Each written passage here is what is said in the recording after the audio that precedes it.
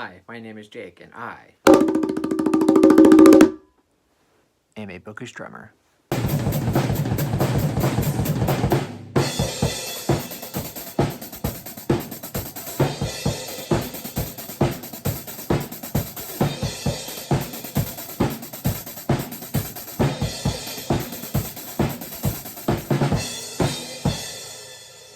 So for this video, I will be doing a short, dedicated book review for Memory Man by David Baldacci, which is the first book in the Amos Decker series. Yes.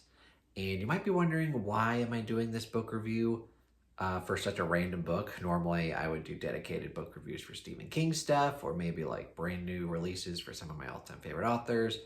But for this one, I'm doing it for a particular reason.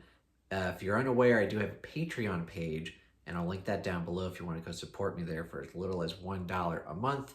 I have different tier levels. The more popular ones are $1, $2, and $3. But one really cool thing that I have is called the Bookish Drummer God tier Patreon level, which is $7 a month. And one of the big perks for that is that whoever does that, they automatically get all of the other rewards and perks for being on Patreon, but they automatically get 2 books for me to read in the calendar year. I will read those books and I would do dedicated book reviews for them. And one of my God tier level patrons is Ron, and the book that he wanted me to read and review was Memory Man by David Baldacci. And I'll be honest, I'd never really heard of this book. I had heard of this author before, and I know that he's written several kind of like mystery thriller books, but I didn't really know anything about him. I didn't really know anything about his books.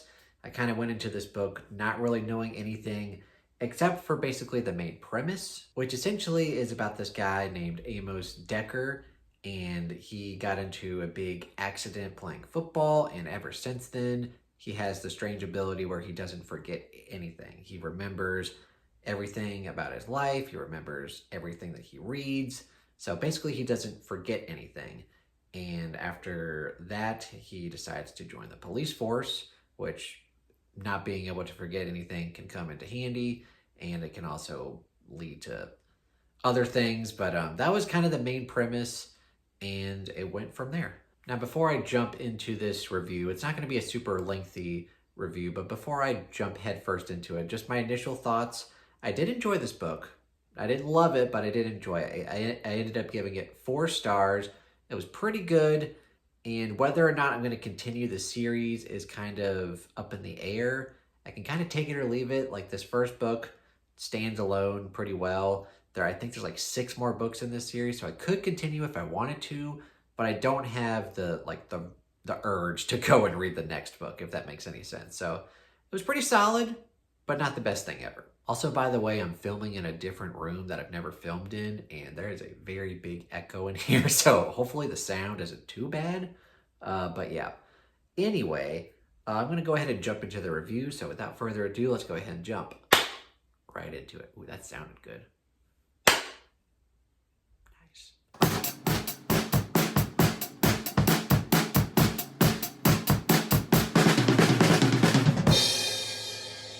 So like I said, I read this book because Ron, God tier level Patreon, wanted me to read this book. Memory Man by David Baldacci. First book in the Amos Decker series. I believe there's 7 books. And like I mentioned, it's kind of the premise is that this guy is a big football star. And then he gets into college. And then he has this, on his very first play, he gets injured very badly. And after that, he winds up with this weird cognition ability where he can kind of just remember everything. And ever since then, everything he reads, he remembers. Everything he sees, he remembers. Like all that kind of stuff. So, which leads pretty well into his detective career. And we get a lot about his backstory, not only with the head trauma, but I think a few years ago, at the present time of this book, we find out that his wife and his daughter were brutally murdered, and they never were able to figure out who did it. And then with this new case that comes up, there's a school shooting that has a lot of weird elements that come into play, and somehow it's also tied up with the murder of his wife and daughter. So there's multiple things going on while you're delving deep into his past, learning more about his character. So all of that was great. And probably my favorite thing about this book was the plot and the pacing. I think the author did a very good job at keeping the reader interested the whole way through. It progressed very well. Like there wasn't really what I would call like a dull moment in this book because it just kept going forward and going forward. And every few chapters or so, you would learn something new, either about the plot or the mystery or the character himself. So that overall was very good. So the plot and the pacing were top notch. I will say though that I did listen to this book on Audible, or not Audible. I listened to the audiobook on Libby, and the audiobook I would say isn't the best quality. There's random sound effects here and there. Like there's sometimes if you get like an older Stephen King audiobook, the same thing happens. I'm like, just do it normally, you know?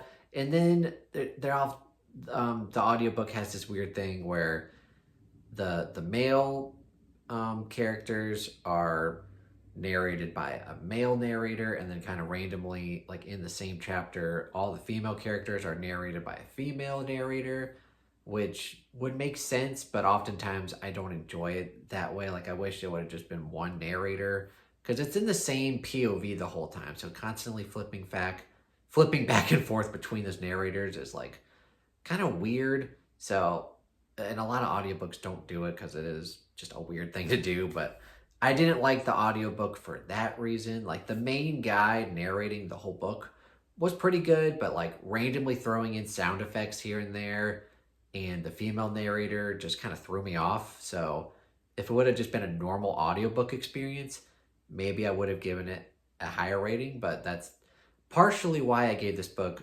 not higher than 4 stars. And the other main reason that this book doesn't get higher than 4 stars, besides the audiobook, is the ending and kind of like the last, I don't know, like 10-15% of this book. And like I mentioned, like the mystery aspect and the plot and the pacing and the character were all pretty good. Like I was very much enjoying this book. I was definitely anticipating at least maybe giving this book like 4.5 stars. I'm like, this is really good. But we get to the end of the book and the ending is, it's not very good. It's not the kind of ending that I would like. It's also not really something that the reader could have probably predicted. It's just something that's kind of thrown in there of like that the character discovers. And it's also just not that interesting because a lot of, you know, movies and older books, they've done this kind of trope before. And while this author is maybe a bit more sensitive to that kind of topic, it still feels messy and it just kind of feels lazy. Like I really like when mysteries and thrillers have like a unique spin on a twist or just have like a mind-blowing thing. But for this one, like it made sense, but at the same time, I still didn't really enjoy the reveal of it. And so definitely the ending of this book was kind of a letdown. It wasn't terrible by any means, but it definitely kept it from being a 4.5 or even potentially a 5-star book. Because like I said, before this, I was having a very good time. Like I was enjoying myself and it was pretty good. But the very ending definitely suffered a little bit. And because of the audiobook issues and the very ending of this book, I settled on 4 stars. If it would have stuck the landing, like I mentioned, I probably would have given it a higher rating and I'd be more inclined to read more books in the series. But you know, from the ending that we got, I'm a little hesitant to read more from this author or in this series just in general, just because, you know, like I know he can write compelling plots, but if he's going to end his books like that, where like you don't really have a mystery that can be solved on its own, or like nothing that I can guess at, or you don't wrap it up as well as I want you to, like, do I want to risk reading more from this author in this series? I don't know yet. Maybe I'll give it some time, maybe like next year, or just whenever I feel like it, I can pick up the second book. and hopefully it's better. I don't really know too much about how the fans of this author feel about this book in general or just his books overall, but maybe, sometime next year or whenever I can pick up book 2 and hopefully it's better. And if it's not, then that's probably it for this series, maybe even potentially this author.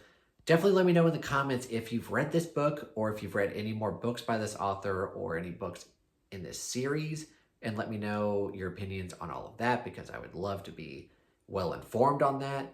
For right now, I'm just gonna, push it to the side and just call this not a standalone, but like I'm gonna treat it as a standalone. And if I'm interested, if I get the itch to read more, I'll do it eventually. But for now, I'm just gonna keep it where it is. All right. Oh, I love that clap. All right. So this was my dedicated book review for Memory Man by David Baldacci, the first book in the Amos Decker series.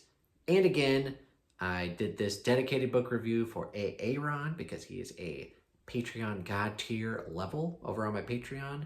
And this is the book that he wanted me to read and review on my channel. And again, link down below to join the Patreon for as little as $1 a month. Lots of fun with the Patreon stuff. You get early access to my videos, early access to all Bookish Drummer readathon events. And if you do God tier, I will read 2 books automatically. Also, another thing that we do is the Patreon wheel spin. So every month I do a wheel spin for my Patreon members. And if you win, you get to pick any book that you want me to read. So that's a lot of fun and leads to varying results, but it's always fun. So yeah, link for that down below. Definitely, and like I said, definitely let me know what you thought about this book, if you've read it before, and if you've read anything else by this author. Is he worth checking out more, or should I stray away from him? Leave it down in the comments below. Thank you guys so much for watching this quick little book review for Memory Man. And yep, what do I say? Like and subscribe and all that jazz. And Bookish Drummer Discord, where we've always got tons of read-alongs and buddy reads happening. And in April, we're going to be doing Battle of the Bands 5. So go join Team Jake for that, the best team. And then Patreon link down below if you want to go support me there for as low as $1 a month. And I have my Amazon wish list down below if you want to purchase me a book. Thank you guys so much for watching. Have a fantastic day.